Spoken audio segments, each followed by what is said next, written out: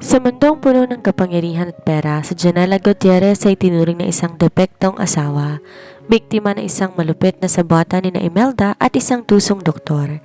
Pinalabas na baog si Janela upang magkaroon ng dahilan si Richard Abraham de la Roca na iwan siya para sa kanyang ambisyosong ex-girlfriend.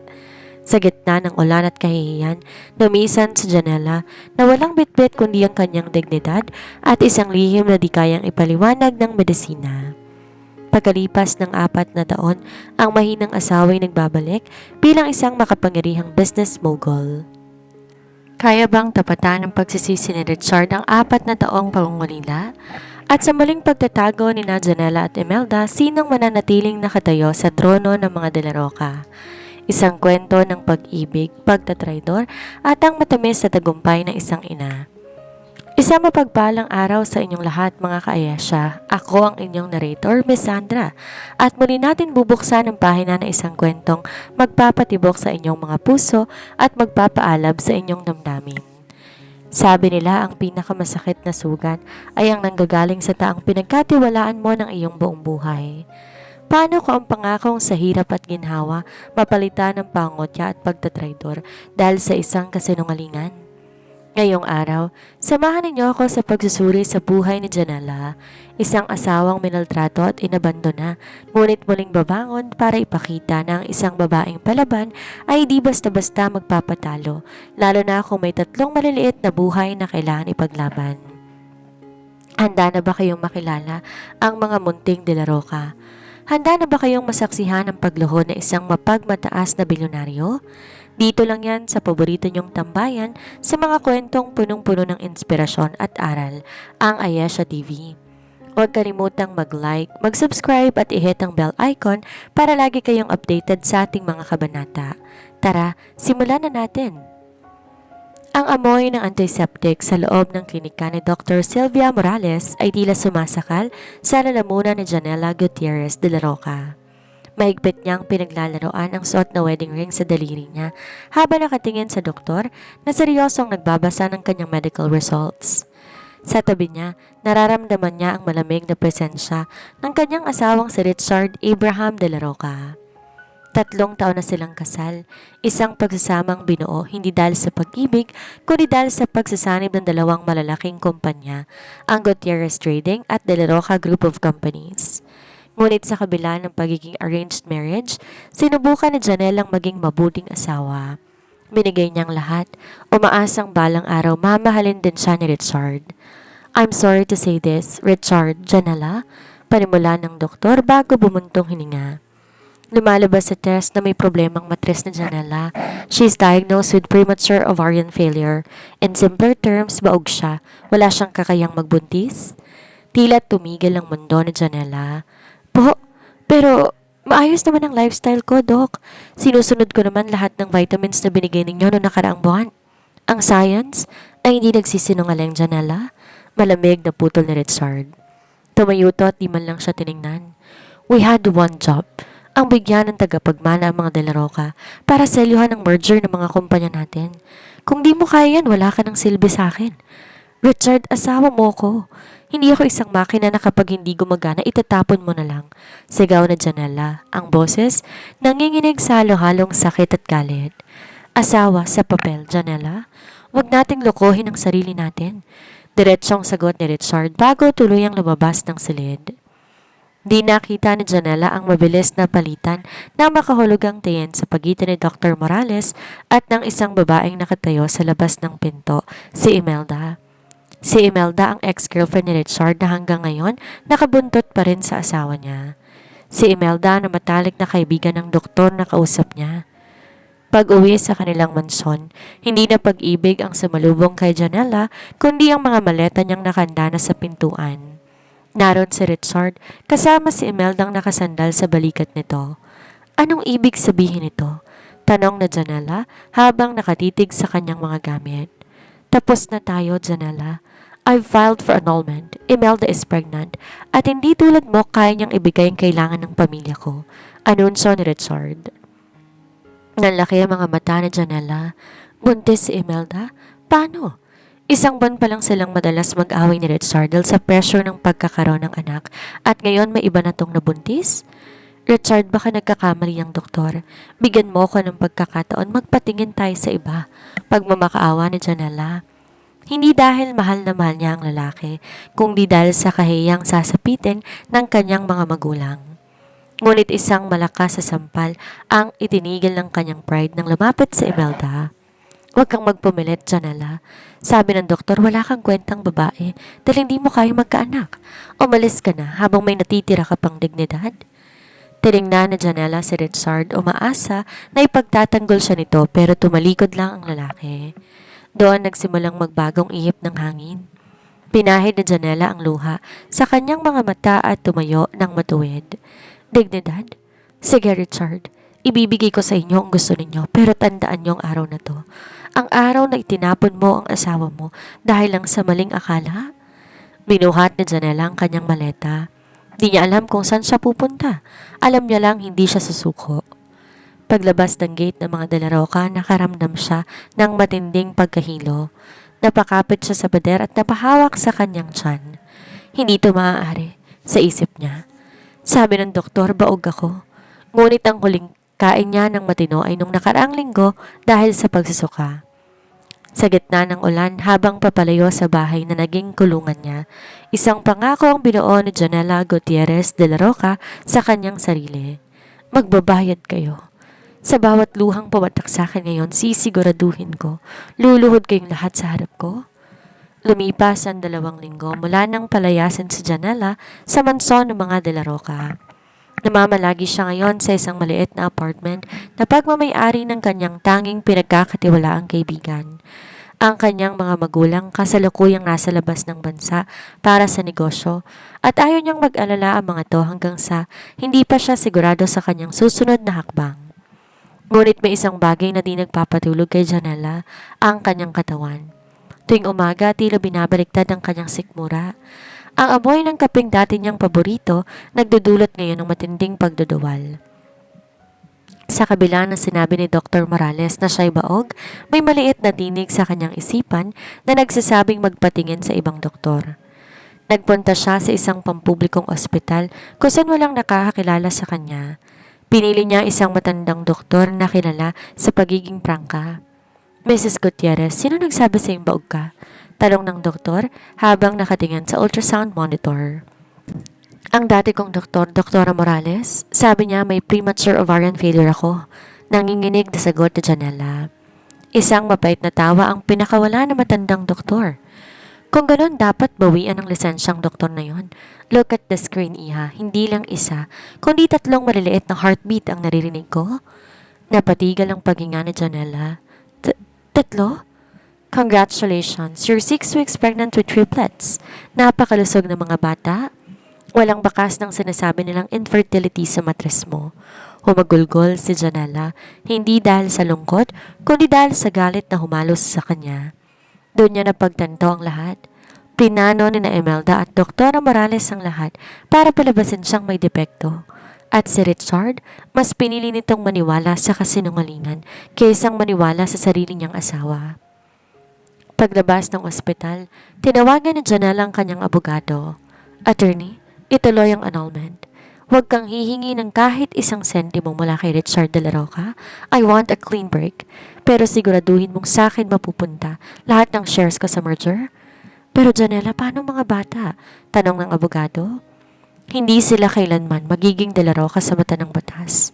Sila ay mga Gutierrez at hindi malalaman ng lalaking yon na may mga anak siya sa akin. Matigas na sagot ni Janela. Sa loob ng 1 buwan, mabilis na kumilos si Janela. Binenta niyang mamahaling alahas at ginamit ang sariling savings para makalipad patungong Estados Unidos. Alam niya, kung mananatili siya sa Pilipinas, hindi siya titigilan ni Imelda hanggat di siya tuluyang nawawasak. Bago siya sumakay ng eroplano, tinanaw niya ng huling pagkakataon ang skyline ng Maynila. Richard, pinili mong maniwala na wala akong kakayahang maging ina. Hinayaan kitang mabuhay sa katotohan ng binuo mo. Bulong niya sa hangin habang inaaplos ang kanyang tiyan na wala pang bakas ng umbok. At pagbalik ko, di na akong Janela na po pwede mong tapakan. Pagkalipas ng 4 na taon, isang marangyang pribadong jet ang lumapag sa NAIA. Bumaba mula rito ang isang babaeng nakasuot ng itim na trenchcoat, malaking shades at matayog na heels. Siya si Janela Gutierrez de la Roca o mas kilala ngayon sa mundo ng negosyo bilang ang Iron Lady of Real Estate sa Amerika. Ngunit hindi siya nag-iisa. 3 maliliit na bata na may magkakaparehong mukha, 2 lalaki at 1 babae, ang masayang sumusunod sa kanya, suot ang kanilang mga designer clothes. "Mommy, is this the place where you grew up?" Tanong ni JC, ang pinakapanganay sa triplets. "Yes, baby. And this is the place where Mommy will finish some unfinished business." Nakangiting sagot ni Janela, ngunit ang kanyang mga matay malamig na parang yelo. Di niya alam, sa kabilang panig ng VIP lounge, naroon din si Richard Abraham de la Roca. Kasama nito si Imelda na hanggang ngayon di pa rin nagkakaanak sa kabila ng sinabi nitong pagbubuntis 4 na taon nang nakakaraan. Napatigil si Richard nang mahagip ng kanyang paningin ang isang pamilyar na bulto ng babae. Tumibok ng mabilis ang kanyang puso. "Janela?" Ngunit bago pa siya makalapit, tumingon ang isa sa mga bata, si AJ, ang bunso na ang muka ay parang pinagbiyak na bunga ng kay Richard. Nanigas ang buong katawan ni Richard. Ang mga batang yon, bakit kamukhang kamukha niya? Nanigas si Richard sa kanyang kinatatayuan sa loob ng VIP lounge. Parang tumigil ang pag-ikot ng mundo habang nakatitig sa 3 bata na nagtatakbuhan patungo sa babaeng nakatalikod. Ang tibok ng kanyang puso ay tila tambol na nagbababala, isang pamilyar na kaba na hindi niya naramdaman sa loob ng 4 na taon. "JC, Liam, Arya, stop running, baka madapa kayo." Malambing ngunit otoritibong tawag ng babae. Ang boses na yon, hindi siya po pwedeng magkamali. Yon ang boses na dati nagtatanong sa kanya kung kumain na ba siya. Ang boses na nanginginig na nagmamakaawa sa kanya noong gabing pinalayas niya ito. "Janela?" Mahinang usal ni Richard, sapat na para marinig ni Imelda na nasa tabi niya. Kaagad na nagbago ang anyo ni Imelda. Mula sa pagiging bored, naging alerto ang kanyang mga mata. "What? Who, Richard? Imposible ang sinasabi mo, Janela is gone. Baka kamukha lang?" Ngunit tumingon ang babae. Dahan-dahan, tila ba sadyang pinapatagal ang sandali. Nang magtagpo ang kanilang mga mata, hindi nakita ni Richard ang dating Janela na puno ng pagmamahal at lungkot. Ang bumungad sa kanya ay isang pares ng mga mata na kasing lamig ng bakal at kasing lamig ng dagat. Richard Abraham de la Roca, what a coincidence! Walang emosyon na bati ni Janela. Inayos niya ang kanyang salamin bago siya bumaling sa kanyang mga anak. "Babies, come here. Meet your stranger." "Stranger?" Ulit ni Richard, ang boses puno ng pagkalito. "Janela, anong ibig sabihin nito? Sino mga batang to?" Lumapit ang 3 bata sa tabi ni Janela. Si JC ang pinakamatapang ang tingin. Tumayo sa harap ng kanyang ina na tila ba pinoprotektahan ito. Nanlaki ang mga mata ni Richard na makita ang bata ng malapitan. Ang hugis ng ilong, ang kurba ng labi, at ang matikas na tayo parang tumingin si Richard sa isang salamin na nagpapakita ng kanyang sarili noong bata pa siya. "They are mine, Richard. Only mine." Matigas na sagot ni Janela. "Richard, let's go. We're late for our meeting," singit ni Imelda. Hinawakan ito ng mahigpit ang braso ni Richard. Kitang-kitang takot sa mga mata ni Imelda habang nakatingin sa triplets. "Don't listen to her. Baka kung kaninong anak yan na ginagamit lang niya para makuhang atensyon mo." Isang mapait na tawa ang pinakawalan ni Janela. Tiningnan niya si Imelda mula ulo hanggang paa. "Atensyon?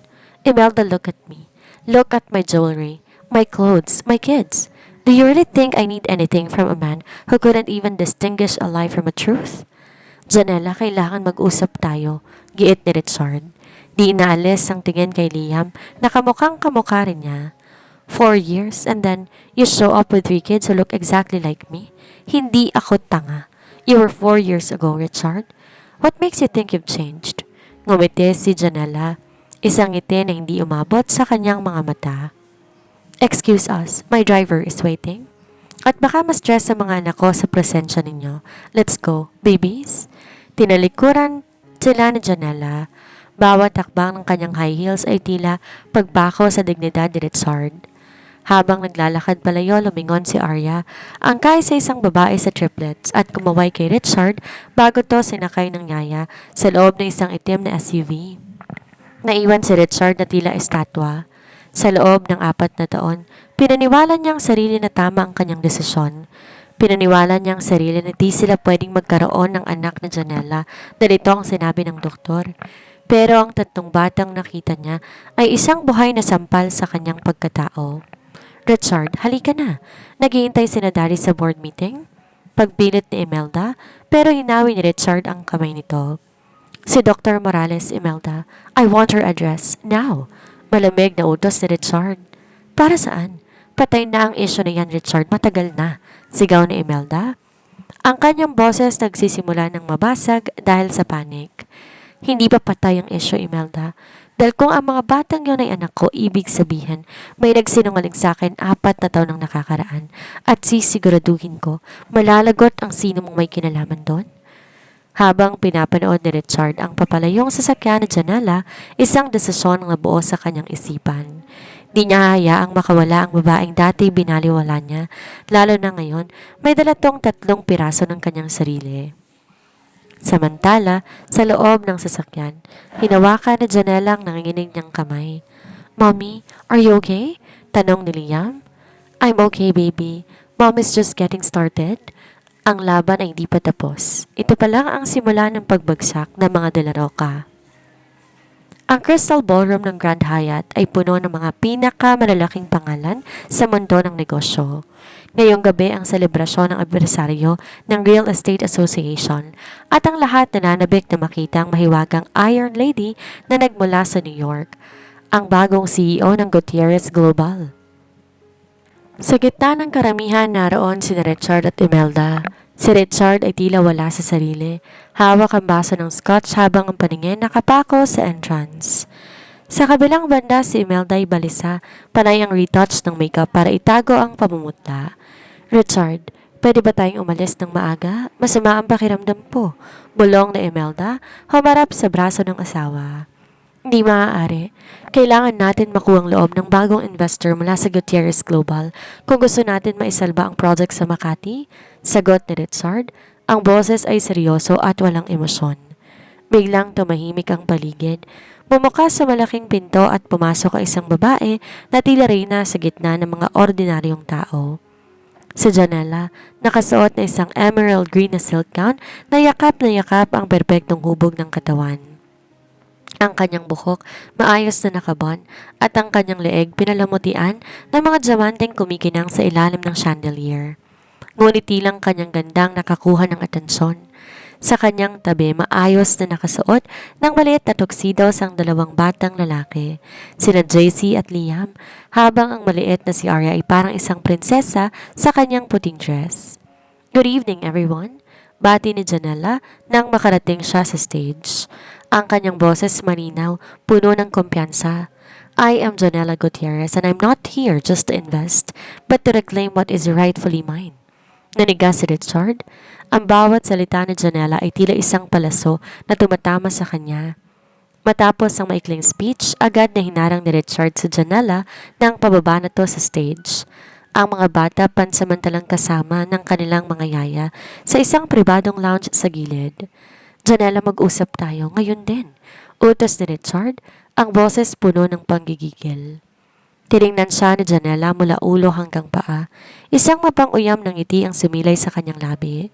Mr. De La Roca, sa pagkakaalam ko wala tayong appointment at wala rin tayong dapat pag-usapan. Huwag mo kong daanin sa ganyan. Ang mga batang yon, kitang-kita kong sarili ko sa kanila. Bakit mo sila tinatago sa akin?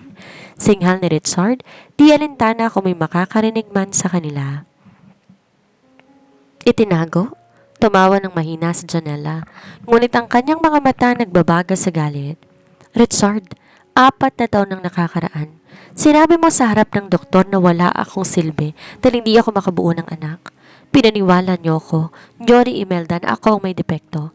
Bakit ko ibibigay ang mga anak ko sa isang lalaking tinapon ako dahil lang sa isang pirasong papel? Nalinlang ako, Janela. Hinahanap ko si Dr. Morales ngayon para malaman ng totoo. Masyado ng huli. Richard, putol ng Janela. Lumapit ng bahagya sa lalaki, sapat para maamoy ni Richard ang pamilyar na bango nito. Huwag mong subukang bawiin ang mga anak ko dahil sa batas wala kang karapatan. Sa mata ng mundo, ikaw ang lalaking mas pinili ang kabit kaysa asawa niyang naghihirap. Janela, please. Lumambot ang boses ni Richard, isang bagay na bihirang mangyari. Janela, biglang sumulpot si Imelda at ang muka puno ng puot. Ang kapal din ng mukha mong bumalik dito at gumawa ng eksena. Alam nating lahat na ampon lang ang mga batang yan para makapaghiganti ka. Isang mabilis na galaw ang ginawa ni Janela. Isang mabilis sa sampalang dumapo sa pisngi ni Imelda na nagpalingon sa lahat ng mga bisita. Huwag na huwag mong madamay-damay ang mga anak ko sa marami mong bibig, Imelda. Malamig na banta ni Janela. Dahil sa sunod na magsalita ka, hindi lang sampal ang matatanggap mo. Sisiguraduhin ko, pati ang huling sentimo sa bulsa niyo mawawala dahil sa akin. Hinarap ni Janela si Richard sa huling pagkakataon. Kung gusto mong makita ang mga anak ko, gawin mo sa tamang paraan. Pero babalaan kita, hindi magiging madali ang pagpapatawad ko. Dahil ang Janela na minahal mo noon, matagal nang pinatay ng kawalang hiyaan ninyo. Tinalikuran sila ni Janela. Iniwan si Richard na nakatitig sa kawalan at si Imelda na sapo-sapong namumulang pisngi. Ang gabi nagsisimula pa lamang at ang bagyong dala ni Janela handang tumuway sa lahat ng pundasyon ng mga Delaroca. Di nakatulog si Richard pagkatapos ng gala. Ang bawat sulyap niya sa mata ng triplets ay tila isang hatol na nagpapatunay sa kanyang pagkakamali. Habang mahimbing ang tulog ni Imelda sa tabi niya, dahan-dahan bumangon si Richard at tinawagan ng kanyang head of security. Hanapin niyo si Dr. Sylvia Morales. Ngayon din. Huwag kayong babalik sa akin hanggat hindi niyo siya nahahanap. Utos niya sa kabilang linya. Kinabukasan, sa isang abandonadong bodega sa labas ng syudad, natagpuan ng mga tauhan ni Richard ang doktor. Takot na takot to na makitang madilim na mukha ni Richard de la Roca. Richard, please, wala akong kasalanan. Nanginginig na sabi ni Dr. Morales. Wala kang kasalanan? Isang mapait na ngiti ang sumilay kay Richard habang inilalatag sa harap nito ang litrato ng triplets. Ang sabi mo baog si Janela. Ang sabi mo wala siyang kakayahan, pero tingnan mo mga batang to. Kamukha ko sila, Doc. Paliwanag mo sa akin kung paanong nangyari yon kung totoong sinapit mo 4 na taon ang nakakaraan. Napaiyak ang doktor. Pinilit lang ako ni Imelda. Siya nag-utos sa aking palitan ng resulta ng lab test ni Janela. Matalik kami magkaibigan at kailangan ko ng pera noon para sa utang ng pamilya ko. Sinabi niya sa akin hindi mo naman talaga mahal si Janela, kaya okay lang mawalay siya sa'yo. Nanigas ang buong pagkatao ni Richard. Lahat ng galit niya kay Janela noon, ang pag-iwan niya rito sa gitna ng ulan, ay base sa isang malaking kasinungalingan na hinabi ng babaeng pinagkatiwalaan niya sa loob ng 4 na taon. Lahat ng sinabi niya, peke? Tanong ni Richard. Ang boses ay halos pabulong na dala sa tindi ng emosyon. Oo, hindi siya kailanman nabuntis, Richard. Ang kwento niyang nakunan siya noon, gawa-gawa lang din para di mo siya iwan pagkatapos mo kaming bayaran, dagdag ng doktora. Habang nangyayari to, abala si Janela sa kanyang opisina sa Gutierrez Global. Nakaharap siya sa isang malaking screen kung saan nakalagay ang stock market ng De La Roca Group. Ma'am, nakuha na natin ng 35% ng shares ng mga De La Roca. Konti na lang, tayo na magiging majority shareholder, ulat ng kanyang assistant. Good. I want Richard to feel how it feels to lose everything. His home, his business, and his pride. Sagot ni Janela habang hinihima sa isang litrato nila ng kanyang mga anak. Biglang bumukas ang pinto. Pumasok ang triplets kasama ng kanilang yaya. Mommy, can we go to the park today? Masayang tanong ni Arya. Lumambot ang mukha ni Janela. Silang tanging dahilan kung bakit siya bumabangon araw-araw. Later, sweetie. Mommy just needs to finish one more thing. Ngunit bago pa sila makalabas, isang tauhan ni Janela ang pumasok. Ma'am, nasa labas po si Mr. De La Roca. Ayaw pong umalis hanggat di kayo nakakausap. Nagkatinginan sina Janela at ang kanyang mga anak. Stay here with Yaya, okay? Don't go out. Utos niya sa triplets bago lumabas para harapin ang lalaking nanakit sa kanya. Paglabas ni Janela sa lobby, nakita niya si Richard, pero hindi itong mayabang na Richard na nakilala niya. Ang kanyang mga mata ay mapula, ang kanyang buhok ay gulo-gulo at tila bapasan niya ang buong mundo. Janela? Tawag nito, ang boses ay basag. Nalaman ko ng lahat. Kaya usap ko si Dr. Morales. Nanatiling matigas sa ekspresyon ni Janela. And, does it change anything, Richard? Ang katotohanan, iniwan mo ko. Ang katotohanan, mas pinili mo si Imelda. Ang katotohanan ay 4 na taon kaming namuhay ng mga anak ko nang wala ka. Patawarin mo ko, please. Biglang lumuhod si Richard sa harap ng Janela. Isang bagay na di akalain ng mga empleyadong nakasaksi. Gagawin ko ang lahat. Bawiin mo ng kumpanya. Kunin mo na lahat ng pera ko. Huwag mo lang ipagkait ang pagkakataon na maging ama sa kanila. Sakto namang bumukas ang pinto ng opisina. Lumabas ang triplets dahil sa kuryosidad. Napatigil sila nang makita ang lalaking nakaluhod sa harap ng kanilang ina. Mommy, why is the stranger crying? Tanong na JC ang panganay habang matalim ang tingin kay Richard. Tinignan ni Janela ang kanyang asawa, ang lalaking dati tinitingala niya pero ngayon nasa paanan na niya. Tumayo ka, Richard. Malamig na sabi ni Janela. Ang pagluhod mo ay hindi sapat para sa 4 na taong pangungulila ng mga anak ko. Kung gusto mo silang makilala, dadaan ka sa butas ng karayom at magsimula ka sa pagpapaalis sa babaeng sumira sa buhay nating dalawa. Ang bawat takbang ni Richard pabalik sa mansyon ay puno ng puot. Sa loob ng 4 na taon, ang bahay na ito ay naging saksi sa kanyang mga maling desisyon. Pagkapasok niya, bumungad sa kanya si Imelda na masayang nagkakape habang nagtitingin ng mga mamahaling bag sa kanyang tablet. Richard, darling, you're home early. Pupuntan mo bang supplier para sa... Hindi na natapos ni Imelda ang kanyang sasabihin nang ihagis ni Richard ang isang envelope sa lamesa. Nagkalat ang mga litrato at dokumento, ang tunay na medical records ni Janela at ang pirmadong testimonya ni Dr. Morales. What's this, Richard? Nanginginig ang boses ni Imelda habang binubuklat ang mga papel. Huwag ka nang magmaang-maangan, sigaw ni Richard na yumanig sa buong sala. Nakausap ko na si Sylvia. Alam ko ng lahat, Imelda. Ang sabuatan nyo, ang peking pagbubuntis mo, ang paninira mo kay Janela, lahat. Namatla si Imelda. Richard, makinig ka. Ginawa ko lang yon dahil mahal kita. Alam kong di kayo masaya ni Janela. Arranged marriage lang yon. Mahal? Isang mapait na tawa ang pinakawala ni Richard. Ang pag-ibig hindi naninira ng buhay ng ibang tao. Ang pag-ibig hindi naglalayo ng isang ama sa kanyang mga anak. Dahil sa'yo, 4 na taon kong di nakasamang mga anak ko. 4 na taon akong nagmukhang tanga. Lumapit si Richard at tinuro ang pinto. Umalis ka na. Ngayon din? Richard, no. Where will I go? Asawa mo ako sa mata ng mga tao? Wala akong pakialam. Ipapalabas ko ang katotohanan sa media. Kung di ka palalabas sa pamamahay na to sa loob ng 10 minuto, kuhanin mo lang ang mga gamit na dinala mo nung pumasok ka rito. Lahat ng binili ko para sa'yo maiiwan dito. Walang nagawa si Imelda kundi ang umiyak at magmakaawa, ngunit sarado ng puso ni Richard.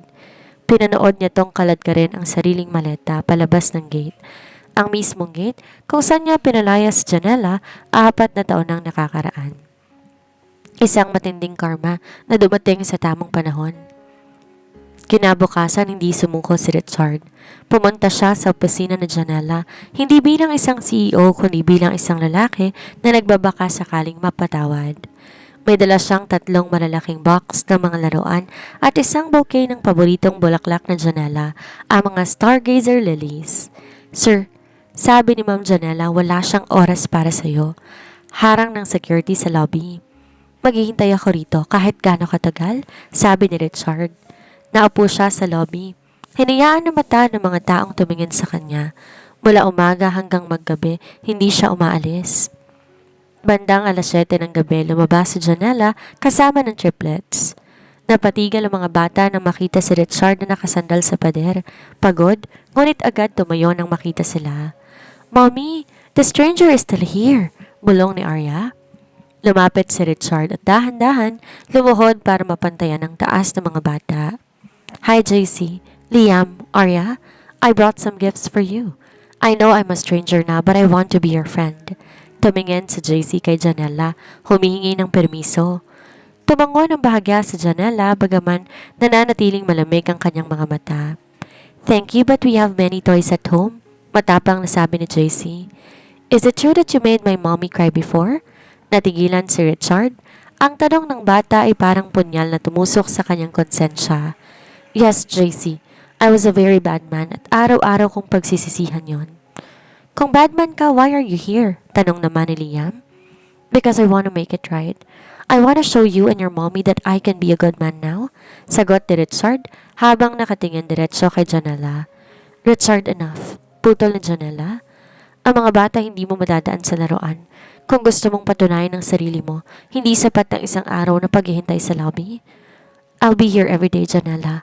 I'll do whatever it takes. Pangako ni Richard. We'll see. Sagot ni Janella bago tuluyang giniya ang mga bata palabas. Sa loob ng sasakyan, tahimik si Janella. Nakita niya ang pagod sa mga mata ni Richard at nakita niya ang pagpapaalis nito kay Imelda sa mga balita kaninang umaga. Ang kanyang puso na dati parang bato, tila nagkaroon ng maliit na lamat. Pero sapat na ba ang pagsisisi para burahin ang sugat ng nakaraan? O hahayaan na lang niya si Richard na maranasan ang hirap na dinanas niya bilang isang single mother? Naging tapat si Richard sa kanyang pangako. Araw-araw, bago pa magbukas ang opisina ni Janella, naroon na siya. Hindi na siyang aroganteng CEO na nakasanayan ng madla. Ngayon, siya ay isang lalaking matyagang naghihintay. Bit-bit ng mga merienda para sa mga empleyado at maliliit na bagay na alam niyang magugustuhan ng mga bata. Ngunit di madaling pasukin ang mundo ni Janella. Tuwing makikita niya si Richard, tila pader ang kanyang mukha. Richard, kung hindi ka ba napapagod? Ang daming trabaho sa De La Roca Group, bakit mo inaaksay ang oras mo rito? Tanong ni Janella, isang hapon habang pababa siya ng building. Ang pinakamahalagang trabaho ko ngayon, makuha ang tiwala ninyo. Seryosong sagot ni Richard. Janella, pinaalis ko na si Imelda. Nagsampa na rin ako ng kaso laban kay Dr. Morales para bawiin ang lisensya niya. Ginagawa ko ng lahat para maituwid ang mali. Ang hustisya ay para sa akin, Richard, pero ang pagmamahal, ibang usapan yan. Malamig na sagot ng babae bago sumakay sa kanyang sasakyan. Isang Sabado, nalaman ni Richard na dadalhin ni Janella ang triplets sa isang sikat na children's museum. Hindi siya nag-atubili, nagpunta siya roon. Suot ng simpleng t-shirt at maong, malayo sa kanyang karaniwang mamahaling suit. Habang naglalaro ang mga bata sa science exhibit, aksidenteng natabig na isang nagtatatakbong bata si Arya. Nawala ng balanse ang maliit na batang babae at muntik nang tumama ang ulo sa kanto ng isang lamesa na gawa sa bakal. Arya! Sigaw na Janella, ngunit malayo siya. Bago pa man tumama si Arya, isang mabilis na bulto ang sumalo sa kanya, si Richard. Tumama ang siko ni Richard sa kanto ng lamesa para lang masiguradong hindi mahuhulog ang anak sa matigas na sahig. Aray! Mahinang ungol ni Richard habang yakap-yakap ang nanginginig na si Arya. Baby, are you okay? Tarantang lumapit sa Janella at kinuha si Arya. Nang masigurong walang galos ang anak, tiningnan niya si Richard. Namumula at nagsisimulang mamaga ang siko nito at may konting dugong lumalabas sa gasgas.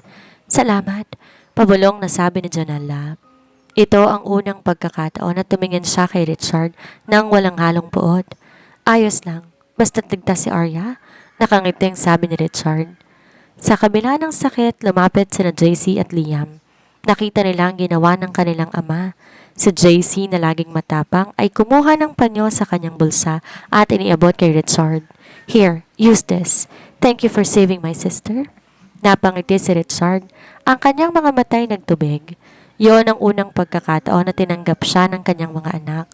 Habang unti-unti naglalapit ang loob ni Richard sa mga bata, sa isang madilim na sulok ng isang mamarahing hotel, nagngangalit sa galit si Imelda. Ubos na ang kanyang pera. Tinakwil na rin siya ng kanyang pamilya dahil sa kahihiyang dinala niya. Alakala niyo ba magiging masaya kayo? Kung di ako magiging De La Roca, sisiguraduhin ko wala ring pamilyang mabubuo. Bulong ni Imelda habang tinitingnan ang isang litrato ni Janella sa dyaryo. May hawak siyang cellphone. Tinawagan na isang lumang kakilala mula sa underworld. Kailangan ko ng tulong mo. Isang babae at 3 bata. Gusto ko silang mawala sa landas ko. Permanently. Nang hapong yon, inimbitahan na Janela si Richard para sa isang simpleng hapunan sa kanilang bahay bilang pasasalamat sa pagliligtas kay Arya. Habang masayang kumakain ng triplets at nagkukwento kay Richard tungkol sa kanilang buhay sa Amerika, napansin ni Janela sa isang di pamilyan na sasakyan na kanina pa nakaparada sa tapat ng kanilang gate. Isang kinatatakutang kaba ang bumalot sa kanyang dibdib. "Richard, look!" Turo niya sa labas. Biglang bumukas ang pinto ng sasakyan at lumabas ang 2 lalaking nakamaskara.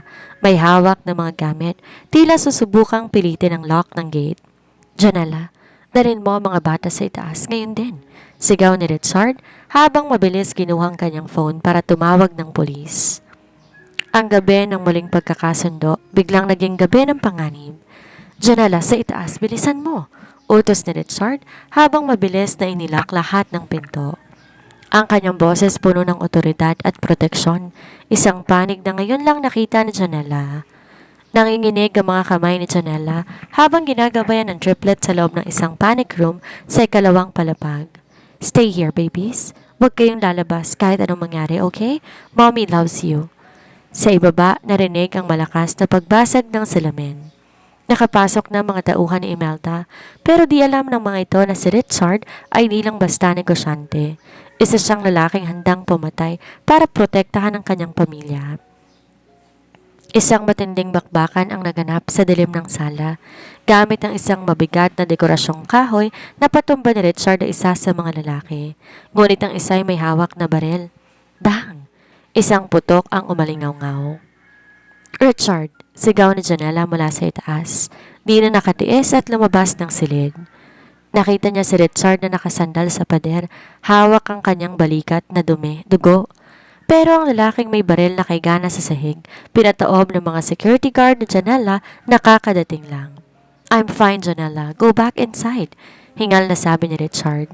Ngunit bago pa sila makahinga ng maluwag, isang pamilyar at matinis na tawa ang narinig mula sa bukas na pinto. Pumasok si Imelda, gulo-gulo ang buhok, ang mga mata nanlilisik sa baliw na galit at may hawak na kutsilyo. "Walang aalis. Kung di ako magiging masaya, walang pamilyang mabubuo dito." Agad na humarang si Janela sa harap ni Richard na sugatan. "Imelda, tama na. Wala ka na sa katinoan." "Wala sa katinoan? Dahil sa'yo nawala sa akin ang lahat. Ang yaman, ang status, si Richard," sigaw ni Imelda habang iwinawas-iwas ang kutsilyo. "Dapat namatay ka na lang nung pinalayas ka. Bakit kailangan mo pang bumalik na may dalang mga anak?" Lumapit si Janela.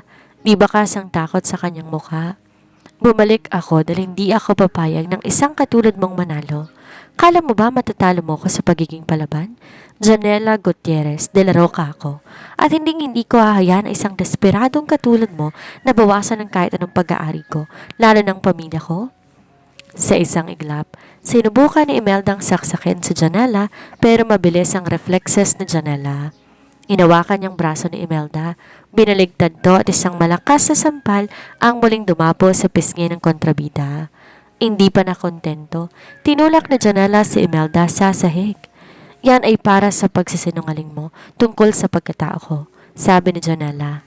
"Pak!" Isa pang sampal. "Yan ay para sa pagtatangka mo sa buhay ng mga anak ko." Dumating ang mga polis at agad na pinusasan si Imelda. Habang kinakaladkad siya palabas, panay pa rin ang mura nito, pero hindi na siya nilingon ni Janela. Dinalohan ni Janela si Richard. "You're bleeding. Why did you do that? Pwede ka namang magtago." "Hindi ko pwedeng hayaan na masaktan kayo," mahinang sagot ni Richard, habang pilit na humingiti sa kabila ng sakit. 4 na taon akong wala. Ito lang ang paraan para makabawi ako." Napatingin si Janela sa kanyang mga kamay na may bahid ng dugo ni Richard. Sa gabing yon, habang naririnig ang tunog ng sirena ng ambulansya, ay naramdaman ni Janela ang unti-unting pagkatunaw ng yelo sa kanyang puso. Ang galit na tinago niya sa loob ng 4 na taon, unti-unting napapalitan ng isang bagay na matagal na niyang kinalimutan. Pag-aalala para sa lalaking una niyang minahal. "Richard," bulong niya. Huwag kang mamatay. Hindi pa tapos ang laban natin? Ngumiti si Richard bago siya sinakay sa stretcher. Pangako, hindi ako aalis hanggat di mo sinasabing pinapatawad mo na ako. Ang ospital ay naging pansamantalang tahanan para sa pamilya sa sumunod na mga araw. Bagaman ligtas na si Richard mula sa tinamong sugat sa balikat, kailangan pa rin siyang obserbahan. Ngunit para kay Richard ang bawat kirot ng kanyang sugat ay tila premyo. Dahil sa kauna-unahang pagkakataon, hindi siya iniwan ni Janela. Sa labas ng silid ni Richard nakaupo ang triplets. Tahimik sila, isang bagay na di nakasanay ni Janela. Lumapit siya sa mga anak at hinaplos ang buhok ng mga to. Mommy, panimula ni Liam, ang pinaka mapansin sa tatlo. Why did a stranger save us? He got hurt because of Arya? Huminga ng malalim si Janela. Alam niya na hindi niya na pwedeng patagalin ang katotohanan. Because he cares for you. He's not just a stranger, babies. Is he our daddy? Diretsong tanong ni JC. Ang kanyang maliliit na kamao ay nakakuyom. Naghihintay ng sagot na 4 na taon nilang hindi naririnig. Bago pa makasagot si Janela, bumukas ang pinto ng silid. Niluwa nito ang kanyang abogado na may kasamang isang babaeng nakayuko at mugto ang mga mata, si Dr. Sylvia Morales. Janela, Richard, narito siya para magsalita ng formal, ani ng abogado. Sa loob ng kwarto, kahit mahina pa, pinili ni Richard ang maupo. Ang titig niya kay Dr. Morales ay kasing talim ng kidlat. Magsalita ka na, Sylvia, habang may pasensya pa ako. Nanginginig na lumapit ang doktor sa kama. Janela, patawarin mo ko. Nung gabing yon, binayaran ako ni Imelda ng 5 milyong piso. Binago kong records mo. Nilagay ko na non-viable ang iyong eggs at may matinding scarring ang matres mo. Pero sa totoo lang, wala kang kahit anong problema. Napakaganda ng kondisyon mo noon. Napapikit si Janela. Ang mga luha niya ay muling naglandas sa kanyang pisngi. Ang sakit ng nakaraan ay tila sariwang sugat na muling binuksan. Hindi lang yon, patuloy ng doktor. Nung nalaman ni Imelda na umalis ka ng bansa, siniguro niyang walang makahakuha ng kopya ng tunay mong records. Sinunod niya ang physical file sa kliniko. Nilinlang ka namin, Richard. Wala siyang pakialam sa'yo. Ang gusto niya lamang ay ang posisyon mo. Lumabas ka na. Malamig na utos ni Richard. Haharapin mo ang korte, Sylvia. Sisiguraduhin ko, wala ka ng gagamuting pasyente habang buhay. Nang makalabas ang lahat, naiwan ang katahimikan sa pagitan ni Janela at Richard. Lumapit si Janela sa bintana, nakatingin sa malayo. Galit ka pa rin ba sa akin? Mahinang tanong ni Richard. Hindi nagalit ang nararamdaman ko, Richard. Pagod, sagot ni Janela. Pagod na akong isipin kung ano sanang nangyari kung naniwala ka sa akin. Pagod na ako maging matapang para sa 3 bata na gabi-gabing nagtatanong kung nasan ang tatay nila. Janela, let me make it up to you. Not as a CEO, but as Richard. Give me a chance to be the father they deserve. Sakto naman pumasok ang triplets. Dahan-dahan silang lumapit sa kama ni Richard. Si Arya ang unang humawak sa kamay ng lalaki. Does it still hurt, Daddy? Tanong ng batang babae. Nanigas ang mundo ni Richard. Ang salitang daddy mula sa labi ni Arya ay tila musika na nagpagaling sa lahat ng kanyang sugat. Niyakap niya ang bata ng mahigpit at sumunod na rin sina JC at Liam.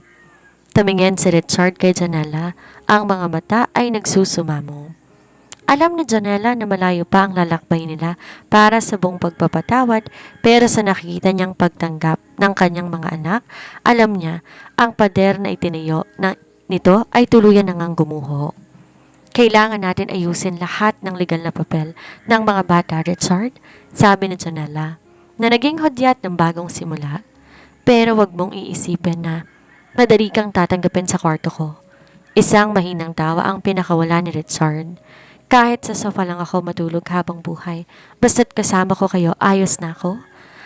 Ang balita tungkol sa pag-aresto kay Imelda at ang pagkakasangkot ni Dr. Morales ay mabilis na kumalat sa mundo ng negosyo. Ngunit sa kabila ng ingay ng media, isang mas seryosong paghaharap ang nagaganap sa loob ng main boardroom ng De La Roca Group. Nakatayo si Richard sa harap ng kanyang mga magulang at ng mga board members. Sa tabi niya ay si Janela na tila isang reyna sa kanyang kapangyarihan. Ito na ang sandali ng pagtutuos. Hindi ko matatanggap ng isang Gutierrez ang may hawak ng majority shares ng kumpanya natin, Richard. Sigaw ng kanyang ama, si Don Abraham. Anong nangyari sa plano? Ang plano ay nagbago dahil sa iyong kasakiman. Malamig na sagot ni Richard. Pilit niyo akong pinakasalan ni Janela para sa negosyo at pinabayaan niya akong itapon siya dahil lang sa maling akala. Ngayon ang kumpanyang ito ay nakatayo lamang dahil sa puhunan ni Janela. Dahan-dahan lumapit si Richard sa gitna ng silid. Sa harap ng lahat, dahan-dahan siyang lumuhod hindi lang sa harap ng Janela kundi sa harap din ng mga magulang nito na kararating lang mula sa Amerika.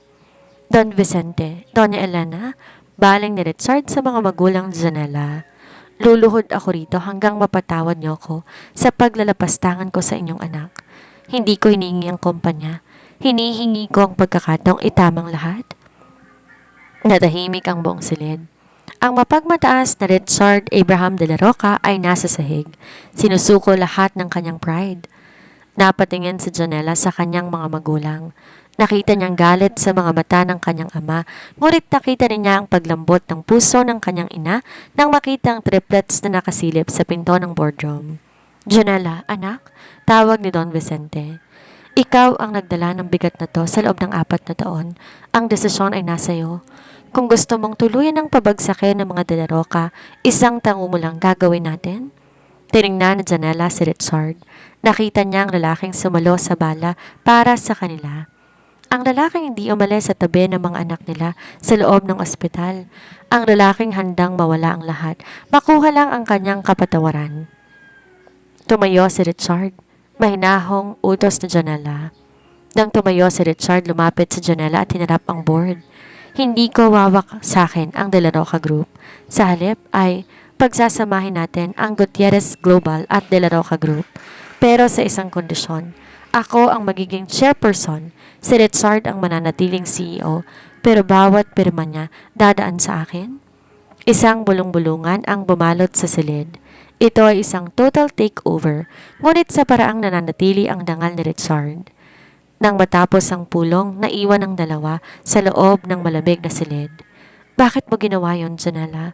Pwede mo naman akong alisin ng tuluyan, tanong ni Richard habang inaayos ang kanyang coat. Dahil kailangan ng mga anak ko ng kilala nilang ama sa loob ng opisina, hindi sa labas na nanonood lang, sagot na Janela. At dahil gusto kong makita mo araw-araw kung gaano kalayong narating ng babaeng tinawag niyo noong baog at walang silbi, lumapit si Richard at sa kauna-unahang pagkakataon. Pagkatapos ng 4 na taon, hinawakan niyang kamay ni Janela nang walang pag-aalinlangan. Salamat, Janela. Salamat sa pagkakataon. Huwag ka munang magpasalamat, Richard. Bawi ni Janela, bagaman hindi niya binawi ang kanyang kamay. Ang pagiging magulang ay madali. Ang pagiging asawang mali, yon ang dapat mong pagtrabahuhan. Sa labas ng boardroom, naghihintay ang triplets. Lumapit si JC at hinawakan ang binti ng kanyang ama. Daddy, can we go home now? I'm hungry. Yes, son, we're going home. To our real home. Sagot ni Richard, habang buhat-buhat si Ariana nakaakbay kay Liam. Ngunit sa gitna ng kanilang saya, isang tawag ang natanggap na Janela mula sa kanyang head of security. Ma'am, nakatakas si Imelda habang inililipat siya sa correctional facility. Hindi namin alam kung nasaan siya. Ang kakaiba, nakaba sa dibdib ni Janela ay muling nagbalik. Ang panganib ay tila ba isang hatol at isang anino na hindi sila tatantanan. Ang balitang pagtakas ni Imelda ay parabang isang madilim na ulap na lumilimlim sa panandaliang saya ng pamilya. Agad hinigpitan ni Richard ang seguridad sa kanilang tinitirhan. Hindi na muna papasok ang mga bata sa school at lahat ng galaw ni Janela ay may kasamang mga bodyguards. Hindi ko hahayaan. Nasasaktan niya kayo ulit, Janela. Hinding-hindi. Pangako ni Richard habang muling inaayos ang surveillance cameras sa paligid ng kanilang bahay. Ngunit sa kabila ng takot may isang bagay na unti-unting nagbabago. Ang relasyon ni Richard sa triplets. Sinisikap ni Richard na bawiin ang bawat segundong nawala sa kanya. Tinuturuan niya si JC ng chess. Pinubasahan niya ng kwento si Arya bago matulog at nakikipaglaro siya ng soccer kay Liam sa malawak na garden ng mansyon. Isang hapon, habang nagpapahangin si Richard sa garden, lumapit sa janela, dalang isang baso ng juice. You are doing great, Richard. Akala ko mahihirapan silang tanggapin ka. Siguro dahil dumadalo yung dugo ko sa kanila, sagot ni Richard sabay tingin sa asawa. Janela, tungkol sa legal custody ng mga bata, gusto kong ayusin na natin ang kanilang birth certificate. Gusto kong dalhin na nila ang apelidong De La Roca, hindi para sa akin, kundi para sa karapatan nila bilang mga tagapagmana. Napatigil si Janela. Alam mo namang malaking hakbang yan, Richard. Kapag naging De La Roca sila, magiging target sila ng mas maraming mga mata. Pero protektado sila ng pangalan ko, giit ni Richard. Gusto kong malaman ng buong mundo na anak ko sila, na ipinagmamalaki ko sila. Habang masinsinang nag-uusap ang dalawa, isang package ang dumating sa gate. Walang nakasulat na sender, tanging pangalan lang na Janela ang naroon. Nang buksan to ng security, tumamba na isang sirang manika na kamukhang kamukha ng paboritong laruan ni Arya at isang sulat na gawa sa ginupit-gupit na dyaryo. Ang 3 bunga ng kasinungalingan ay hindi dapat mabuhay. Bilang na ang oras ninyo? Nabitawan ni Janela ang basong hawak niya. Nandito siya, Richard. Malapit lang siya. Di nagtagal nakatanggap ng report si Richard mula sa kanyang mga tauhan. Namataan isang babaeng kahina-hinala sa lumang bodega ng mga De La Roca, ang lugar kung saan dati tinatago ang mga surplus na kagamitan ng kumpanya. Dito ka lang, Janela.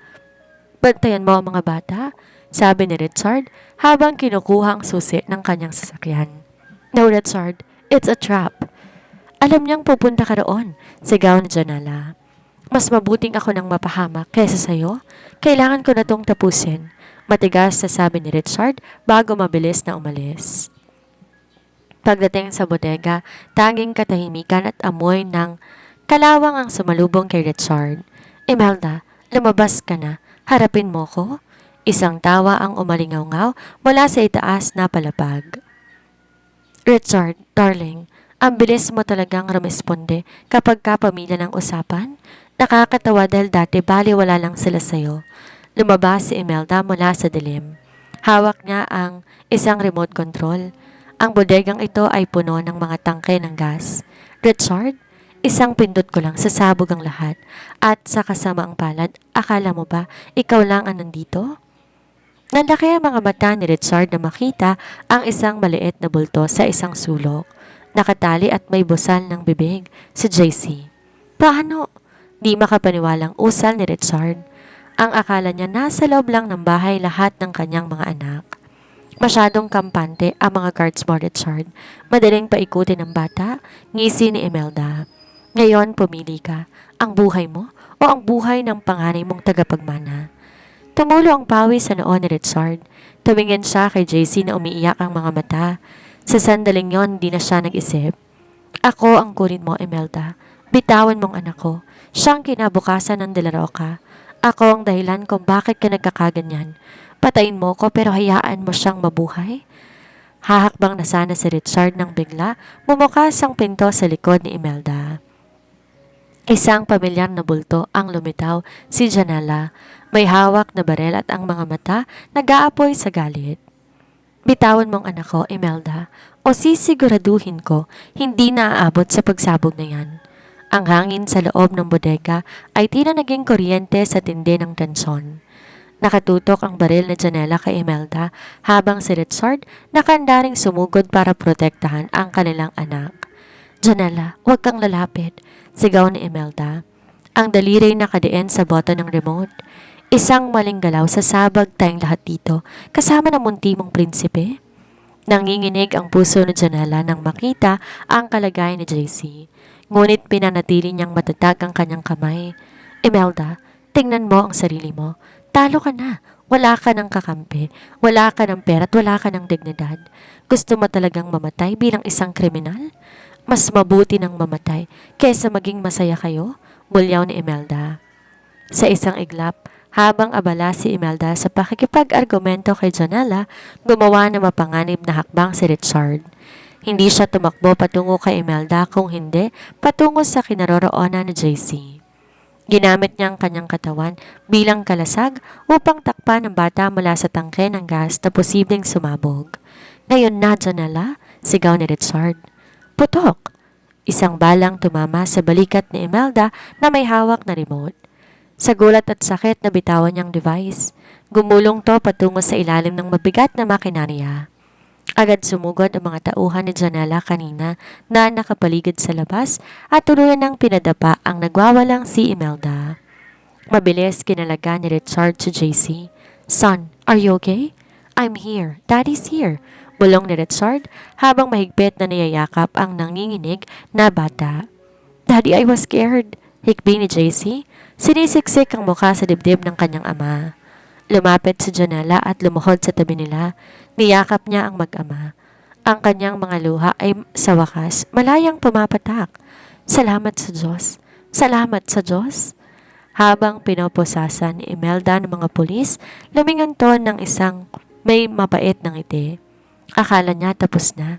"Richard, itanong mo sa asawa mo kung bakit hanggang ngayon hindi niya maipakita sa iyo ang huling pahina ng marriage contract na pinirmahan ninyo sa Amerika?"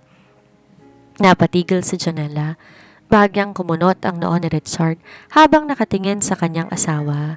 "Janela, ano ang ibig sabihin niyan?" Pagbalik sa mansyon, matapos masiguro na ligtas at mahimbing na ang tulog ng triplets, nagkaharap sina Janela at Richard sa library. May inilabas na dokumento sa Janela mula sa kanyang safe. "Hindi ko to pinakita sa iyo noon dahil ayokong isipin mong ginagamit kita," simula ni Janela.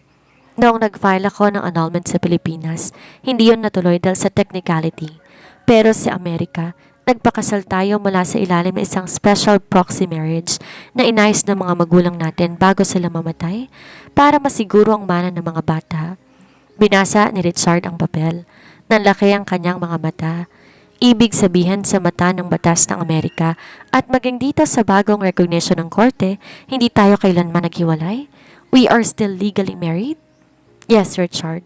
At ang mas malaking revelasyon, ang lahat ng mga ari-arian na naipon ko sa Amerika nakapangalan sa atin bilang mag-asawa. Hindi ko lang sinabi dahil gusto kong makita kung babalik ka sa akin ng dahil sa pag-ibig o ng dahil lang sa pera at kumpanya." Napaupo si Richard sa upuan, hindi makapaniwala.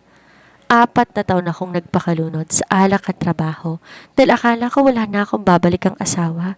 Yun pala hinihintay mo lang ako. Lumapit sa Janela, hinawakan ang mukha ni Richard. "Hinihintay ko lang ang lalaking karapat-dapat na maging ama ng triplets at ngayong gabi napatunayan mo yon. I love you, Janela, more than my life," bulong ni Richard bago dahan-dahang hinalikan ng kanyang asawa. Isang halik na puno ng pagsisisi, pangako at pag-asa. Makalipas ang 6 na buwan mula nang madakip si Imelda, isang masayang okasyon na naganap sa hardin ng Mansong de la Roca. Hindi ito isang business gala o isang merger celebration. Ito ay isang intimate na pagpapanibago ng sumpa ni Janela at Richard. Isang kasal na sa pagkakataong to hindi bunga ng transaksyon, kundi ng tunay na pag-ibig at pagpapatawad. Ang buong paligid na pupuno ng mga puting bulaklak sa tawanan. Ang triplet, sina JC, Liam at Arya, ay ang nagsisilbing sentro ng atensyon. Ang dalawang lalaki matikas sa kanilang mga tuxedo, habang si Arya ay tila isang munting anghel sa kanyang flower girl dress. "Daddy, look! Mommy is so beautiful!" sigaw ni Arya habang tinuturo ang dahan-dahang naglalakad na sa Janela. Napatigil ang tibok ng puso ni Richard. Nakasuot sa Janela na isang simple ngunit napakarikit na lace gown. Wala na ang Iron Lady na puno ng puot. Ang bumungad sa kanya ay ang babaeng una niyang minahal, ngunit mas matatag at mas maliwanag ang aura. Nang makarating si Janela sa harap ng altar, hinawakan ni Richard ang kanyang mga kamay. Sa harap ng kanilang mga pamilya at ng kanilang 3 anak, binigkas ni Richard ang kanyang vows. "Janela, sa loob ng 4 na taon, nabuhay ako sa dilim dahil sa sarili kong pagkakamali. Akala ko na wala na sa akin lahat, pero binigyan mo ko na higit pa sa nararapat sa akin, isang pamilya. Pangako, sa bawat araw na darating, itatama ko ang bawat pagkukulang ko. Hinding-hindi ko hahayaan na may pumatak pang luha sa mga mata mo dahil sa sakit." Ngumiti si Janela, ang kanyang mga mata nagniningning. "Richard, pinatunayan mong ang pag-ibig ay hindi lang tungkol sa pagsasama sa hirap at ginhawa. Tungkol din to sa pagbangon mula sa pagkakamali at pagpiling maging mabuting tao para sa mga mahal mo. Pinapatawad na kita ng buong buo. At ngayong araw, hindi na tayo Janela at Richard lang. Tayo ng pamilya de la Roca. I do. Sabay nilang bigkas bagong isang matamis na halik na ipinagdiwang ng lahat. Matapos ang seremonya, habang nagkakasiyahan ng mga bisita, ay lumayo sandali ang mag-asawa kasama ang triplets sa isang balkonahe na nakatanaw sa sunset. Mommy, will we stay here forever? Tanong ni Liam habang kumakain ng cake. Yes, baby, dito na tayo titira. Kasama si Daddy, sagot ni Janela. And no more bad people? Dagdag ni JC. Yumakap si Richard sa kanyang mag-ina. No more bad people, JC. Daddy will make sure of that. Sa gitna ng katahimikan, tinignan ni Janela si Richard. So, Mr. CEO na ang susunod na plano? Isang bagong merger? Tumawa ng mahina si Richard at hinalikan ang noo ni Janela. Wala nang merger, Mrs. Chairperson. Ang plano ko lang maging isang full-time daddy at asawa at baka sa sunod na taon madadagdagan pa ang triplets. Natawa si Janela at pabirong hinampas ang balikat ng asawa. Masyado kang mabilis, Richard Abraham. Hayaan mo muna tayo mag-enjoy sa katahimikan. Habang lumulubog ang araw, ang dating sugatang pamilya ay muling nabuo. Ang kwarto ni Janela ay hindi lang kwento ng paghihigante, kundi kwento na isang babaeng nahanap ang kanyang lakas sa gitna ng pag-iisa, at ang isang lalaking nahanap ang kanyang puso sa gitna ng pagsisisi. Sila ay mga de la Roca, matatag, palaban at sa wakas ay maligaya. At dito na po nagtatapos ang madamdamin at puno ng inspirasyon na kwento ni Janela at Richard de la Roca. Minsan pa napatunayan natin na ang tunay na pag-ibig marunong maghintay, marunong tumanggap ng pagkakamali at higit sa lahat marunong magpatawad. Sana'y nagustuhan nyo ang paglalakbay natin to sa buhay ng mga de la Roca. Naway baunin niyong aral ng katotohanan, gaano man piliting ibaon sa limot ay laging makakahanap ng paraan upang lumitaw sa huli.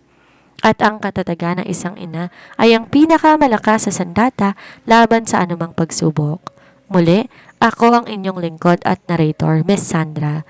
Maraming salamat sa inyong walang sawang pagsuporta at pakikinig sa aming mga kwento dito sa Ayesha TV. Kayo ang inspirasyon namin sa paggawa ng mga ganitong sining. Bago tayo maghiwalay, huwag kalimutang i-comment ang inyong mga saloobin tungkol sa ating kwento. Ano ang paborito ninyong eksena? I-like ang video na ito at i-share sa inyong mga kaibigan. At kung di ka pa bahagi ng ating pamilya, mag-subscribe ka na at i-click ang notification bell para laging ikaw ang una sa ating mga susunod na uploads. Hanggang sa muling pagbubukas ng ating mga pahina. Ingat po tayong lahat mga ka-Ayesha. Paalam!